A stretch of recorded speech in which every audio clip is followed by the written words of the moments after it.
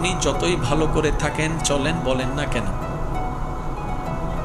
আপনি সমালোচনা থেকে বাঁচতে পারবেন। কিছু সত্য আছে মানতে না চাইলেও মেনে নিতে হয়, বাস্তব।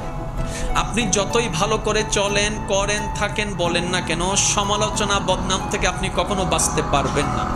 আপনি এর কাছে ভালো হলে দুইজনের কাছে আপনি খারাপ নিশ্চিত হবেন। সবার সাথে কখনো ভালো থাকা যায় না, পৃথিবীর সবাইকে খুশি করা যায় না, কিন্তু আমরা বোকার মতো সেই মানুষকে বারবার খুশি করার জন্য চেষ্টা করতেই থাকি, অক্লান্ত পরিশ্রম করতে থাকি। শ্রদ্ধার সাথে বলি, মানুষকে নয়, ওই মানুষের রবকে খুশি করার চেষ্টা করা দরকার। কারণ এই মানুষ কখনো আপনাকে আমাকে থ্যাংক ইউ না দিলেও ওই রবের রহমত আমাদেরকে ভরপুর করে দিবে। সুবহানাল্লাহ। তাহলে সমালোচনা, বদনাম আপনি যদি মনে স্থান দেন, আপনার মন বারবার আঘাতপ্রাপ্ত হবে, কষ্ট পাবে। তাহলে যেই জিনিস আমাকে বারবার আঘাত দিবে সেটা আমার আঘাত